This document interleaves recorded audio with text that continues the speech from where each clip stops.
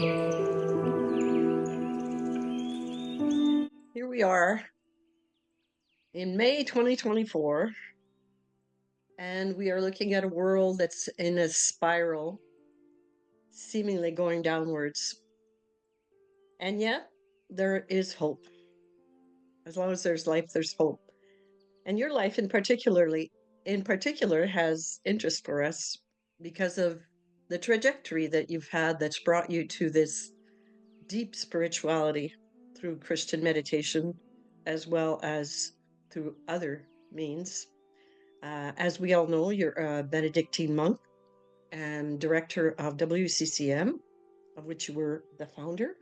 You've had many experiences that brought you to this point today. And I would like to know, because I believe in roots and wings, what were your roots, Father Laurence? What soil were you planted in, and what made you become who you are today from those early years? Can you give us a brush strokes of your childhood? Well, roots, yes, I'll try. I mean, I was born in England and brought up in England, educated there, and went to university in England. But am I English is a good question. I never felt completely English, mainly, I think, because my mother was Irish. And although she seemed very English, for centuries, the Irish have, married into the English and settled in England, but retained their unique way of seeing the world and interacting with the world, which is not English. And exactly what the difference is difficult. Well, it's a big topic, but it's a big difference, as in Quebec and in Canada, between the English and the French. So I grew up with this, I suppose, there's two ways of seeing my world. One with an Irish perspective that looked English, but then the other one was with an English perspective. And it wasn't until I was quite a bit older that I realized that I actually felt more comfortable with the Irish perspective. I mean, I'm not denying the English and the good aspects of it, and I'm grateful for it, and part of me is English.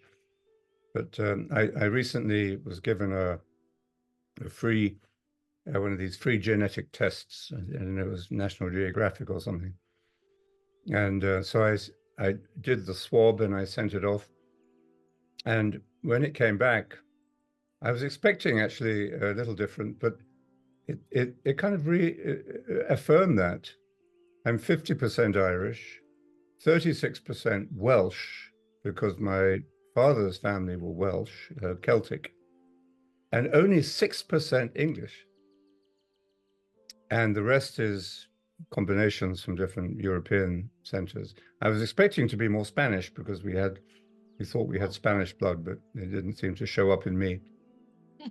Anyway, those are my genetic roots, and I think they affect the way I looked at the world.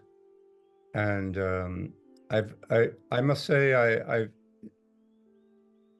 in many ways feel more at home in the Irish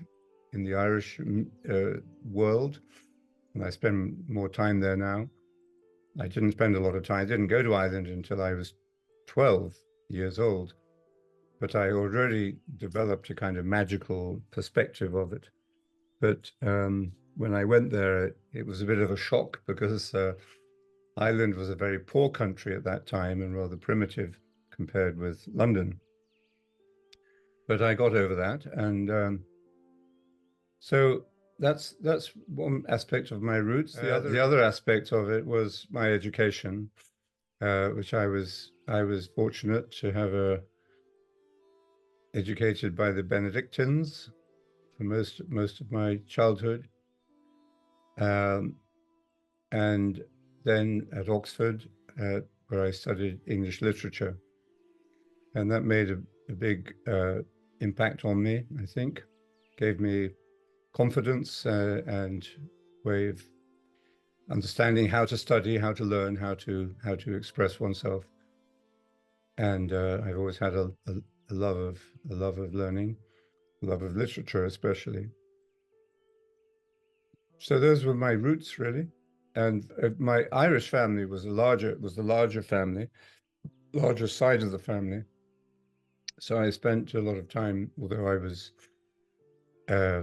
my brother and sister were 10 years older than me. So by the time I was 10 years old, they were out in the world. But fortunately, I had lots of cousins, and so the extended family has always been on the Irish side has always been a gift to me. Although when I came to Montreal in '77 and was completely absorbed in setting up of the new community, I began to lose touch with my roots, or with my family anyway. So, but in more recent years, I've reconnected with them. So how would you describe your home when you were a child? You say you had siblings that were 10 years older and more. How would you describe the household, the family, the vibe that you had in your family as you grew up? Well, my mother had a lot of difficulties and financial difficulties in the early years, and it was post-war. I was born in 1951, so which was when the year that rationing ended after the war. So I didn't experience anything of that. My brother and sister, of course, did experience the war, born in 1941. And my mother my parents had separated, and she had a big challenge to raise three children. But things got better. So I grew up with relative ease, actually. I was a bit spoiled, I suppose, as a child, being the youngest and the one at home. So I grew up with a lot of sense of security and love. But my mother was quite religious, not fanatical, but quite religious. So I absorbed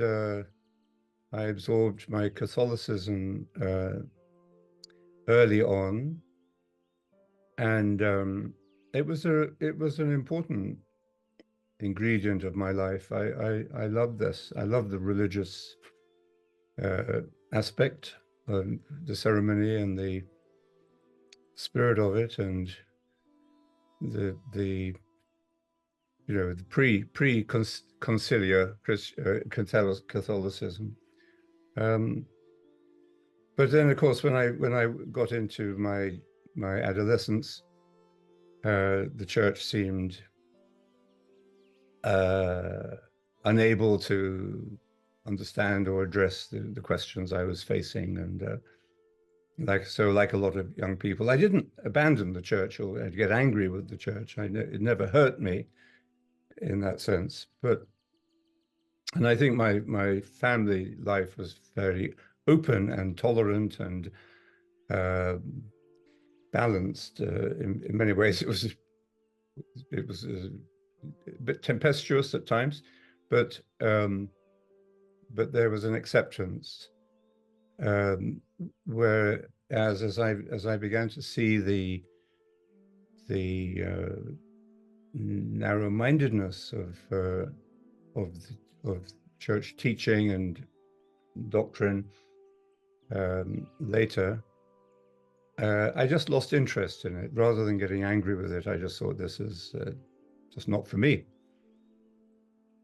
So I began to explore other traditions, but I never abandoned my Christian root, but I couldn't find a place to let it grow. So it wasn't really until I began to meditate when I entered the monastery that I began to reconnect deeply with my Christian faith, and then discovered it in a way that, of course, I had never imagined before.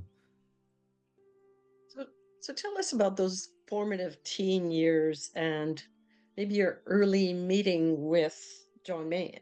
John Main was one of your teachers, was he not, at the beginning? And how did Well, that evolve? I met him when I was about 12 years old. He was just before he was ordained, because he entered the monastery a bit later in his life after quite an interesting life in the world. So we were it was a boys' school, and we at the beginning of the new term we heard that we were going to have a new religion teacher, and we had destroyed our previous religion teacher, as horrible boys can do. At least that was what we thought. We had and we were pretty cruel with him. I think he was a bit insecure. So then we heard that we were going to have a new one, and he was called Brother John. Now, for Catholics, if you say Brother John, that means he's not a priest. That means he's, easier to, he doesn't have the authority and so on. But he was about to be ordained, but we didn't realize that. So we were wondering whether we could play the same games with him. But as soon as he walked into the room, he was quite tall and confident and smiling and very self-confident. And so we all realized that, no, we weren't going to be able to play games with him. And he had a great gift as a teacher. He treated us with respect and treated us as if we were more mature than we probably were, but at the same time, never forgot that we were children. And so he was a very good teacher. And so I did get to know him during those early years, although he never taught me a class again. But and I had some run-ins with him about disciplinary problems, which got me very annoyed at the time, because he wouldn't allow me to do things that I wanted to do, such as publish a particular issue of the school magazine. So, but we stayed in touch, and there was an interesting kind of example of one's destiny. At the end of my school life, but last day at school, and after that, I was going to go to the States for a year. I had a gap year before university. And I heard that he was going to the States to the monastery in Washington. So he told me this, or I asked him about it, and he said, come and visit. So I was keen to get his address, but I kept on forgetting, and I didn't get his address. And it wasn't, I was just leaving the school at the end of the day. School was empty. I had just tidied up everything, was leaving. And as I was leaving, he was coming in the same door. And I wonder whether, if we hadn't met at that instant, whether I would have said, I would have ever seen him again. So on such things do our lives hang. So so I did keep in touch with him over the years. And then in my first year at university, I had a big loss. My sister died. and I was facing all other sorts of questions. And I was writing to him, and he said, if you'd like to come and spend Easter in the monastery here. So I did. And it was in that visit that he not only listened to my problems, but he also introduced me to meditation. And that was a turning point in my life, although it was quite a few years later that I actually began to meditate. So um, so these were links connected over a number of years. But I was working in London. I had worked in a bank for a while, a merchant bank, and then I was going to go into writing and journalism. And so I was free in a way, and had some free time. So he had just come back to London and had started a meditation center at the monastery in London. And I went to see him there, and he explained to me what his vision was. And it was going to include having a small community of young laymen who would spend 6 months, long time, 6 months in the monastery. Wow. But in the meditation center, learning to meditate.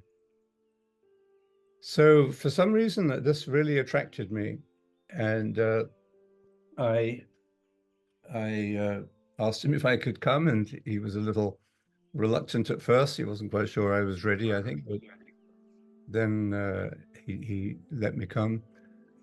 And that 6 months was a major turning point in my life, because at the end of the 6 months, which had been a difficult but also very powerful time of coming to know myself and having his counsel and guidance, but it was an intense time, and I was glad it was over and I was going to go back to the real world, And then I suddenly realized I wasn't interested in the real world anymore. And I didn't have the ambitions that I had before. And I had started in those 6 months to help him with his work, running the meditation center and beginning to put out some teaching. And this was when he began publicly teaching. So I was helping him at that time. And that gave me much more sense of deep meaning than what I was planning to do. But at the same time, I didn't want to join the monastery. So I struggled for a while. I left the monastery, and I was thinking about what to do. And then one day, this great idea came to me. Well, try it. Just try it. And if you don't like it, you can leave. So it doesn't sound such a brilliant idea, but it was an obvious one. But it took me a long time to get to that point. And as soon as I had made that decision, I felt a sense of peace. Mm. But at the same time, I didn't want to feel the peace, because it was a pretty strong indicator that I was actually meant to be doing that. Right. So then I stayed for I stayed for 6 months again, and then I joined the monastery as a monk and began my life as a monk. So that was the those were the sequence of events. I see. So how did the whole project of Montreal occur in all of this? And I'm struck, by the way, by the number of parallels between you and John Mayne, also being educated in London, but being dominantly Irish, Yes. also having had a life in the world before a life in the spirit, and making those hard choices of chastity and being celibate and being Benedictine. I mean, you had to go through a lot of different hoops before you ended up finally saying, okay, let's birth this project of a visit to Montreal and trying to establish a priory. Or what was happening at that in that era? Well, as the Greek philosopher Heraclitus says, everything comes out of conflict. So new initiatives, new projects, new monasteries emerge out of often out of suffering and conflict. So what happened was that the community in England, in London, was a divided community. Yeah. Half of them, the younger ones certainly, not on the whole, supported John Main's vision and what he was doing in the meditation center, and they wanted him to be abbot.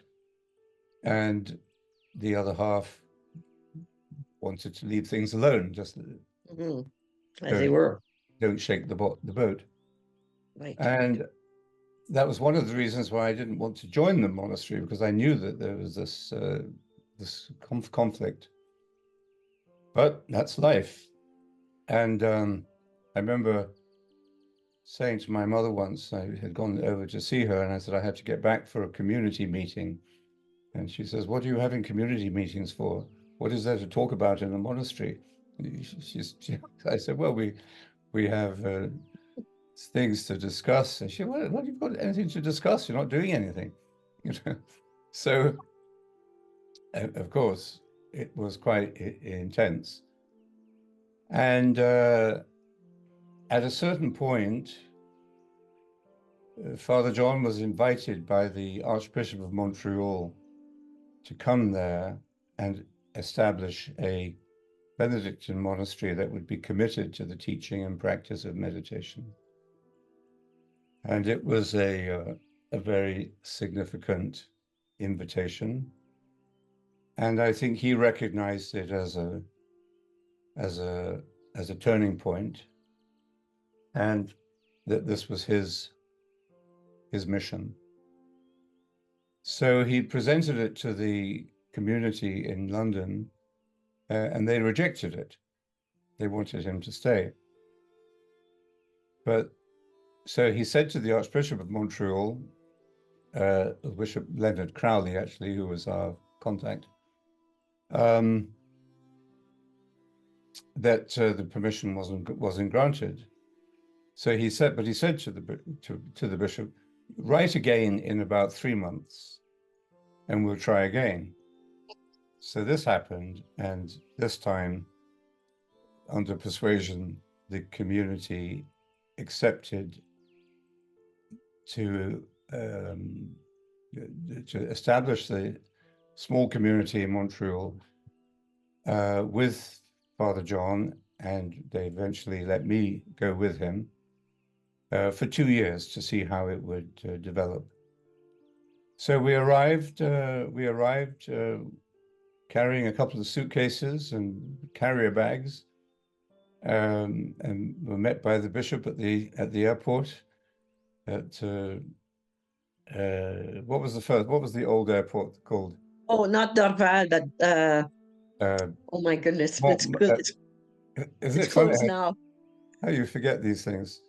Anyway, so then that was it, and I had expected to remain in this London monastery for the rest of my life. Oh, What I was doing there was wonderful for me, but the location was not particularly attractive, and right. but I thought, well, this is where I meant to be. Oh, And then within a short time, relatively, I found myself in Montreal. I had been there once before because I had some family there. But and the monastic life had been cut back to its roots, really, very, very simplified. right. And it was a thrilling, exciting time, a big risk, And we, this was also but a challenging time, because this was a time when all the English were leaving Yes. Montreal, 1977. Levesque Okay. had scared them all. And so we arrived, and perhaps being Irish, it was a little easier for us. And we received a wonderful welcome everywhere. I was studying theology at the University of Montreal, and some of the English Montrealers said to me, "Oh, you're going to find that very difficult. The French are going to be not going to be friendly towards an Englishman there." But absolutely, the reverse was true. They were very, very kind and welcoming. So you were studying in French. I was struggling in French, yes. I met the dean of the theology faculty, and we spoke about my entering, and he accepted me. And then at the first class, he said, "Well, how's your French?" I said, "Well, it's not so good, but I'll, do." And so he said, "Well, we'll help you." And so the very first class, after the end of the lecture, we had to go up and to see him, to fill out some form or give him some information. And when it was my turn to speak to him, he looked at me and he said he'd been speaking, let's say, proper French up to that point, and now he was speaking Quebecois. And he asked me a question, and I could not understand him. And I asked him to repeat it. He repeated it twice. Of course, a bit impatient, and I just wasn't used to that French. And then he got a little impatient, and he said, "What is your name?" So anyway, but I enjoyed those years in Montreal, setting up the priory. I was in the early days. I was doing the cooking, welcoming the guests, doing the gardening, cleaning the house, and studying theology and meditating 3 or 4 times a day. So it was So tell me, before you continue, about the difference between the little house and then the big priory, because when I read John Main, by those who knew him, some people said it was just so wonderful. It was so stripped and simple in that little house. And then the big priory came and everything changed. Tell me, what was that like for you to go from this very simple, very, as you say, cooking, cleaning, gardening, Oh, moving furniture? I heard you did as well. oh yeah, oh yes, we did. Yeah, we had nothing. I mean, the church, the diocese gave us gave us the house, and gave us a little money, but not enough to live on. So we had to, yeah, we went around picking up furniture, and we put the word out among the parishes, and if you have any furniture for this new monastery. So we had lots of offers, but I would say a lot of the people who offered us their furniture were actually just trying to have a cheap way of getting rid of bad furniture. And so we had to take it and then throw it away. It was pretty awful, some of it, but some of it was nice. Actually, I have here, just a few meters away from me, what we call the plant of the teaching. And somebody gave us a rubber plant. We called it, I don't know what the proper name is, but we called it a rubber plant. And we accepted that, and it grew, and we kept it all those years. And then when I came back to England, I brought a cutting from this rubber plant. Wow. So that goes back, what, 77 to, where are we now? That's more, 2024? Yeah, anyway, a long time. So, continuity. But no, so the difference between the small house and the big house, well, it was such a surprise. I mean, something surreal what we were offered. Yeah. On this, on the side of Montreal, 5 minutes from the center of Montreal, but 1 hectare of quiet garden. It was perfect. And many rooms, I don't know how many rooms, I forget, 15 rooms or something. It's huge. And what people didn't realize was that it was very cold, that the house had not been properly Insulated. renovated, and we didn't have the money to do that. So we had to raise the money to put in proper windows because the snow was coming in. The hot water wasn't working, and at the beginning anyway. So, and then it was a very interesting lesson.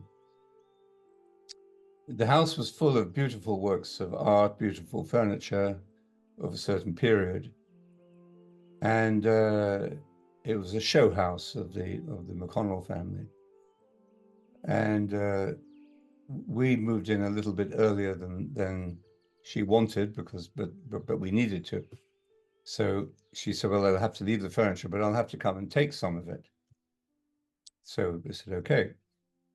So that would happen. We sort of moved the furniture around, and then she would come, Mrs. Lang would come, and say, or phone and say, "I'm coming in to take this or that, or these chairs, or this carpet, or this painting." And I was very irritated, I mean, quite unjustifiably, but I was very irritated by this because, I became possessive about it, I suppose. And Father John laughed and he said, "This is a wonderful gift to us that we have to practice detachment." And he said, and it taught me, it just instantly changed my perspective on it. So, every day was a lesson in living and living in the spirit of meditation, not just meditating, but living the teaching as well. Right. So from what I saw, the pictures, the people started to come in quite good numbers to meditate faithfully with both of you, right? At that period? Yes, I mean, obviously, I was still a student, but he was the teacher. But when he went away, I would have to stand in for him, and I found that at first very difficult and very self-conscious about it at first. And because I thought people will be, when they come in and they see me sitting there, they'll be disappointed it's not Father John. But that was also a good lesson in humility. And so, yes, people came. We wanted the community from the beginning, ideally, to be a bilingual and bicultural community. Yes. Because we wanted to show that it could really overcome the differences. So Great divide. in Christ there is neither French nor English, True. But then we realized it wasn't just the language, it was everything else, Deeper. the cultural Yes. separation. But there were a lot of it was fairly representative of both sides, but mostly English and English speaking, of course. But it was always a regret to us that it couldn't have been more bilingual, bicultural. But you can't rewrite history, 500 years of history, True enough. or So change cultures. True. So fast forward to John Main's diagnosis and how your role slowly shifted. Besides from what I read, you were an excellent companion in those last days. So, can you talk to me briefly about what that was like? What was going on for you then? Well, he developed cancer in 1979, and he had the operation, and they thought it was very successful. So they said it's all good, all good. But it came back at the beginning of, it had metastasized in the beginning of 82. And again, they said, well, we can treat this. And so he had treatment, but it wasn't reversing the disease. And eventually, of course, it became obvious that this was moving into a terminal stage. And it was not well, it was sad and unbelievable. He was only 56, and this was just beginning. This great project was just beginning, and it needed him. And so it's and when as I've said before, before he died, he told me that he was. I mean, I asked him, "What shall I do?" Mm, And he thought about it, and he looked at me and he said, "Well, you'll do what you have to do," mm, which was liberating in a way, but it wasn't quite what I wanted him to give me some answers. And he said he would be with me, which both of which were true. mm, So I did what I had to do, what I thought I had to do, which was to carry on in the same direction, meditating and with this little community, a very small, fragile community. And but I began to realize from around the world that the seeds of the wider community were already growing. mm, And so over the next few years, I started to travel to visit these extended communities.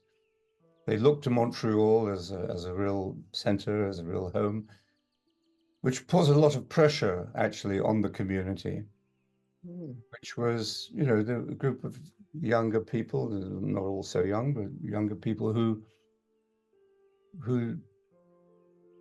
were had to deal with their own issues as well, of course. So it was a very intense time, a very wonderful time in many ways, but on many people it was quite a strong burden. And but it was clear to me that the it wasn't going to collapse, at least in the global perspective. But it was very difficult to manage the balance between the local and the global community. And eventually we um, decided that we would move the center back to London as an international center, okay. and that the the the for the development of the monastic group in Montreal was not going to be possible. In fact, I think probably it could have been possible. Okay. Uh, and there were just little accidents that happened that actually uh, prevented it. But it would have been very difficult. It would have been very challenging. But I think it might have been possible. We were getting some help finally from another Benedictine family who were Mhm. very supportive of what we were doing, and we're going to send some people to help us. But anyway, uh, fate intervened, and that wasn't possible.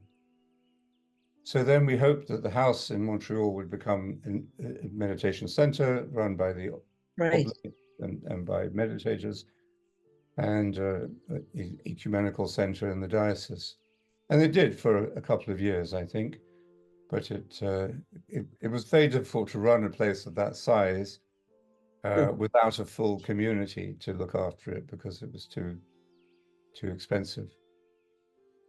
So that's the story. But then in 1991, we had the seminar in New Harmony, Indiana, with B. Griffiths, who had been a great support to me after Father John died. He'd gone to India in the middle of his monastic life, and became a very important figure into religious dialogue and a witness to the contemplative Christianity of the future. So he gave us the John Main Seminar in 1991, and that was a Pentecost moment for us. Meditators from all over the world came. Wow. And it took off. It took shape.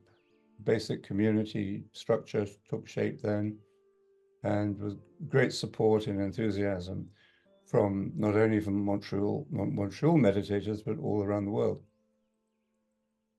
So the exodus, or the leaving of Montreal, and the development of the world community was a difficult transition.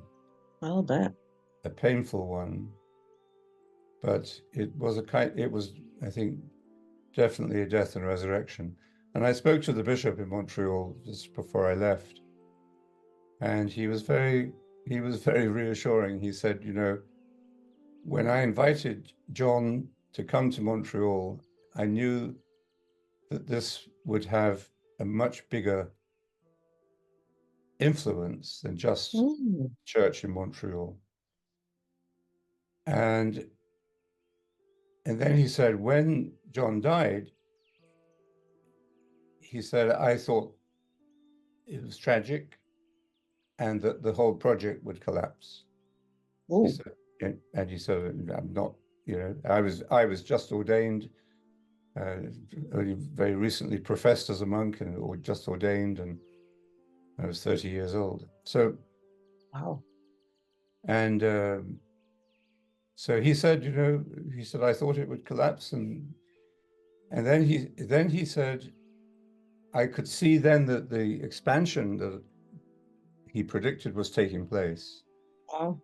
So he said, it's painful, but it's what was meant to happen. And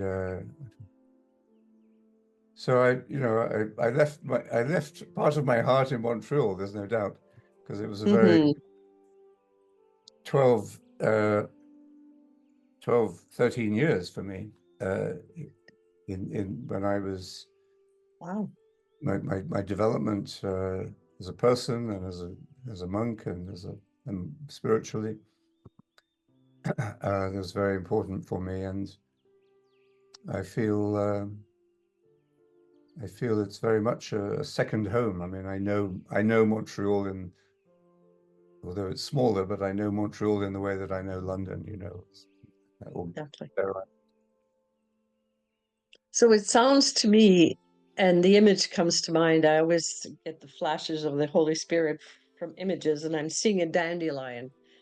And it's almost like your spring of your young adulthood was that brilliant yellow-orange, and then it disseminated all across the world like those fluffs when you blow on a dandelion head. So where were you at when the whole idea of Bonneval came, and who gifted you a castle and told you do something with this? How did that occur? Well, it happened like this, really. We had developed into what we called a monastery without walls. Right.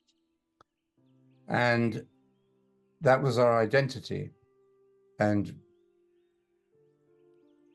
But we we were always somehow looking for a place where we could have a center for a larger community. We always had a very small little community, first at my new monastery in London when I went back, or over the years we had a small community in London. But I suppose I always felt that it was important to have something small and local, a physical community at the heart of this great monastery without walls. Not as an administrative center or centralizing force, but in order just to reflect the spirit of the teaching and the spirit of the vision of the community. A retreat center, would you say? Well, that's it. Yeah, we were looking for a retreat center, a small retreat center, but we were offered people would come to us and offer us beautiful properties, and then something would happen, and it never happened. Mm-hmm. So, I suppose about 7 or 8 years ago, we began to discuss this. Should we look for a center, international center? And we did a lot of consultation with the national communities. And at one point, all the coordinators came and we had a conference. And the outcome was, yes, we should. But it was a very strong discussion. And I, in a way, was in the middle. And on the one hand, I felt that it would be important for the future, for the next generation, to have a center, because otherwise the community could, unravel globally. Not that it would. I didn't believe it would die, but I felt it needed something to unify it, and I was helping to unify it by a lot of traveling. I would travel around the community. Wow. And connecting it, and with others, but. Anyway, when they decided that it would be a good idea, I thought, well, we should try this then. Although I knew it was going to be a lot of hard work, and so then we thought, where should we go? We could go anywhere in the world. We wanted to be in a non-English speaking country, if possible, and just to show that it was international. And we were led to France because the French meditators had already begun to think about having a center, and they were very welcoming and said they would help us look. So then we found Bonvo, or Bonvo found us, and it ticked all the boxes. We wanted a central house, and it was some extra buildings that we could convert into a guest house or a conference center or something like that. And not only did Bonvo have that, but it also had this wonderful spirit, because it had been a place of contemplation for more than 1,000 years. And it's a very beautiful place in terms of nature, but there's a deep energy of contemplation there. Right. And very, very ancient. So we started, we had no money. I don't know why we were even looking for it, really, because we had no money. And over the next few years, everything we need was given to us. And we did the renovation of the buildings without borrowing a penny. Wow. Everything was given to us by individual meditators, by big donors, or by foundations. Oh. And it was extraordinary to see that this project touched the hearts of people around the world, even if they didn't come there. So there was something in the idea of Bombo that appealed to people. And of course, these things are not easy to do. You have to build a community, you have to find the money, but it began to take shape. And it has great potential, not only for the WCCM, but also I think for as a center of witness to the importance of spiritual unity among different traditions and a place of contemplation. Because as I've said many times, the world needs contemplation. Right. So, and I think a lot of people recognize this as the vision of Bombo and would like to help to make it happen. So we're moving into another phase now where we're reorganizing the basic structures of the governance of the WCCM, including Bombo, but the bigger picture as well. And we have to put the whole thing onto a more stable financial footing. Right. But we have the people who are helping us to do this. They're all meditators. They're very dedicated, generous with their time and their skills. And I have said that I'm going to step back at the end of this year from organizational and operational things. I've been saying that for a long time. I finally put a date on it. And I put a date on it because I felt confident that we would be able to do this. So we're looking at the moment for an executive director who will take over the administration and organization, and we would like it to be it would like that person to be in Bombo or near Bombo, so that we can connect them to this. So we're entering into a new phase, and the little community at Bombo is the soul of Bombo, really. And it's a wonderful little group that we welcome people, guests. So we're having a quiet time at the moment, so to regroup our energy and plan for the future. Let me just ask you this one question. There's been a lot of evolution from the first moments when John Main was introduced himself to meditation. I believe the man was a Hindu, and you talk about Bede Griffiths. And it seems that there's more and more of this fervor to enter into a phase globally, not just with you, but into almost a universal religion, which begs the question of, is this in la mouvance of Théâtre de Chardin, the Cosmic Christ? Is it something fundamentally different? And what is your view of that? Where is this heading? What do you see prophetically when you look with the lens of where you've been and where you're going? Well, I think it's very obvious that Christianity as a whole is going through a major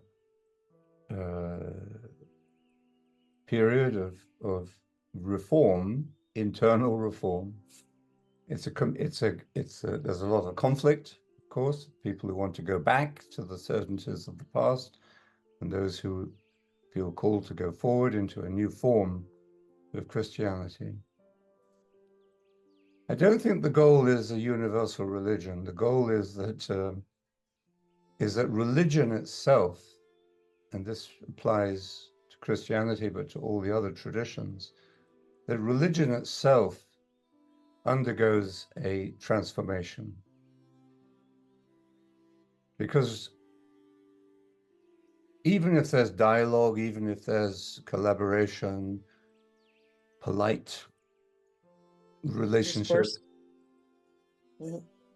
there's always if these great wisdom traditions are not also contemplative in practice, they will remain superficial and even slightly competitive with each other. Mm. And the world doesn't need that anymore. No. And that's why we see a hunger for prayer, a hunger for experience, a hunger for meditation. And I think that's what we are part of, and we have a contribution, a unique contribution to make from the Christian roots. And I can say that people often say, or Catholics often say, what is this Catholic, or is the Mhm. WCSM Catholic, or and of course the church is very Catholic, very very diverse and full of different Mhm. elements. But I was talking to the Cardinal Archbishop of Mexico a few days ago, and about how we could work with him in his diocese. And I was very moved and encouraged by his vision. And he said, Laurence, everything that you're saying, everything the community is saying, he said, I totally agree with. This is the future of the church. Meditation must be taught. And anything I can do to help be of service, I will. So we have to be careful not to polarize Okay. the institutional church, as you like, from the spiritual reformation that's happening, because they are connected. The person who's leading the John Main Seminar this year in New Harmony, Indiana, is the Archbishop of Trinidad and Tobago, and he's been meditating for more than 30 years. Wow. And in his diocese, he makes a very strong effort to introduce meditation to all the schools. All the children in the Catholic schools of Trinidad are meditating now. Wow. So something is changing, even at the Mhm. institutional level. But we can also see that a new form of Christianity is taking shape, and we don't have to be frightened of that, provided we go back to our roots and we can rediscover the gospel as a mystical teaching. Christianity is a mystical wisdom tradition, Religion. and more than a religion even, but it's, yes, a mystical religion. And we've forgotten that. Yes. It's become too concerned with its own structures, its own organization, and even with its own theology and its own emphasis upon morality, especially sexual morality, Mhm. which has narrowed it Mhm. and cut it off from the needs of the people in the world who are hungry for this experience of the divine, this experience of God within them. So we're in the middle of that. So And in the middle of that, as you say, as the year goes towards the end, December 31st, Laurence Freeman, you have said that you are going to try to get out of the admin, out of the the formal part of WCCM and Bonneveau particularly. What is in the future for you? Where are you going to be putting all that dynamic energy, all that contemplative wisdom? Where's that going for you in the next year? Well, I will remain as I stay as the director, but not over the years I just taken on too many administrative tasks, and of course Bonvo complicated that even more. So when I'm free from that, I will, as a director, I will concentrate upon writing, upon times of retreat for myself, but also of forming the new generation of teachers and establishing connections and collaboration with other similarly oriented groups around the world, such as Laudate Si, which is the environmental movement within the Catholic Church, but also with the secular world, so that we can show that this gift of meditation is not just for a small number, and it's a catalyst for global change, and what kind of change? A change of mind, metanoia, being able to see things differently. So I was talking to a group of mostly business people that meet every Friday. They're based in Singapore, but all over the world. And I was talking to them this morning, and one of the young members of the group, who's a young businessman, Singaporean entrepreneur, um, he said was listening, and he said, then his comment was, "How do we communicate meditation so that it is as obvious and as natural and as ordinary as brushing your teeth? It's part of your life." And I said to him, it took an entrepreneur to ask that question, or a missionary, you know. And so I said, "Well, you tell me, how are we going to do it? We have to use all the means at our disposal, and without commercializing it or reducing it to some kind of, populist fad. But that's the challenge. And if you believe in it, then it has to be allowed to grow. So that's what I will be trying to do in whatever time I have left to do that. Wow.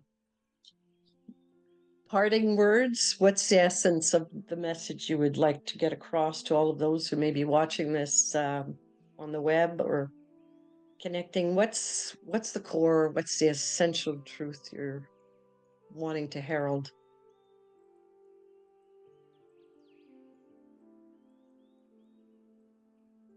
We can live better,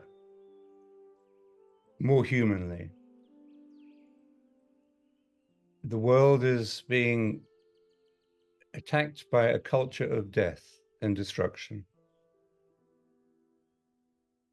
I saw it when I was in Ukraine last week. You can see it in Gaza. You can see it all over the world. We can see it in many of the social sicknesses of our society, particularly the mental illness and the suffering of young people who have lost a sense of meaning in life. So we have to have faith in the human and in the potential of the human. We have to realize that we're coming to the end of an era, but there is something on the other side. And we have to work. There has to be a critical mass of people who believe in that, and they are the contemplatives. And you could have contemplative politicians, contemplative scientists, contemplative artists, contemplative teachers, contemplative business people, not just monks. But so, and there is no master plan to make that happen. This is the work of the Spirit. But we have to see ourselves where we are in the picture. What can I do? What can we do? Meditation creates community. So as soon as you begin to meditate, you begin to find yourself with other people in a community. So what should I say?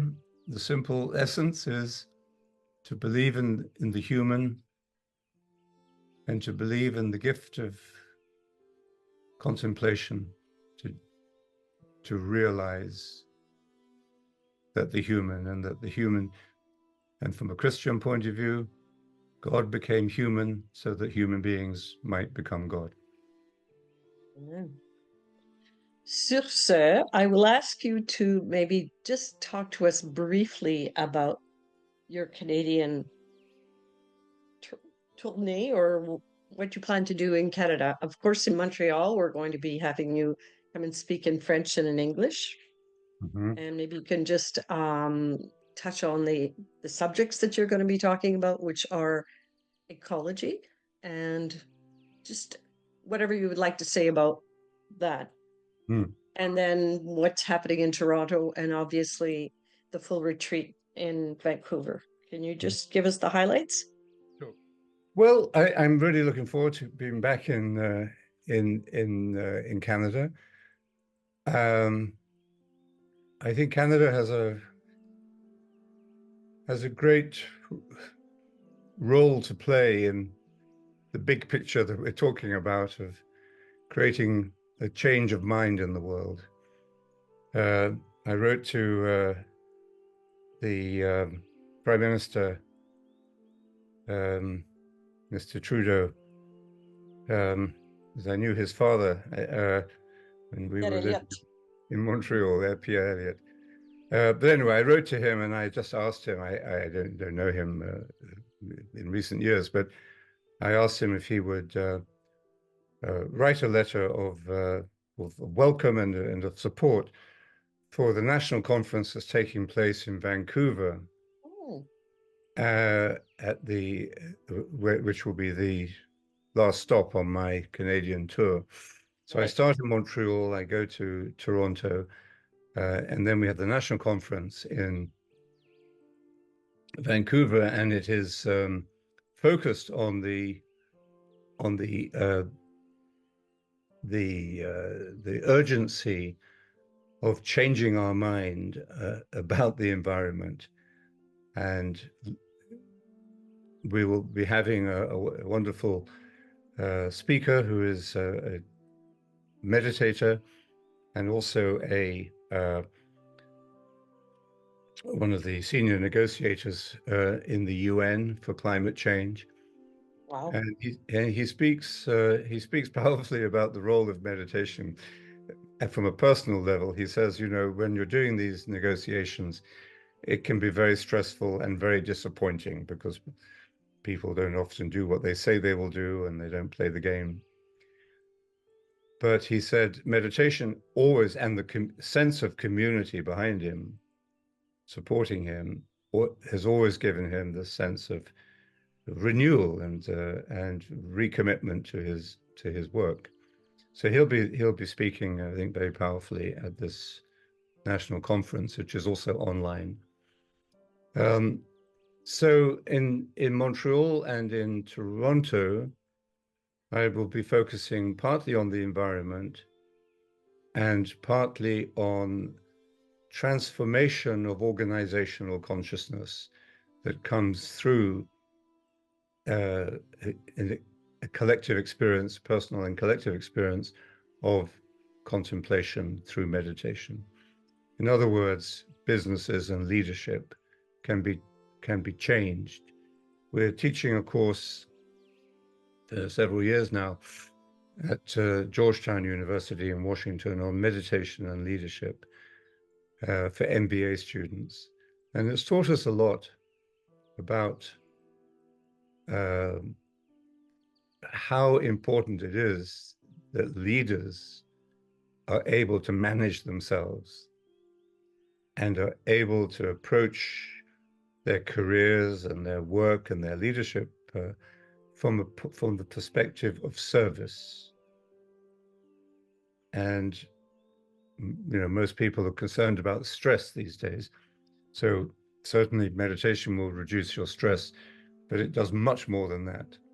It can really transform the way we work and lead and live. So those will be the three main topics of my visit. Well, we're looking forward to it. We have had a wonderful day with you so far, français and now in English. Wishing you well, wishing you hope and to continue to inspire us by your words and by your life. Thank you so much for having been with us today and for your ongoing quest of the transformation that makes us more whole and more holy. Thank you so much. Thank you for being part of the community in the way that you are. Thank you. Namaste. Namaste. Bye-bye. Bye. See you.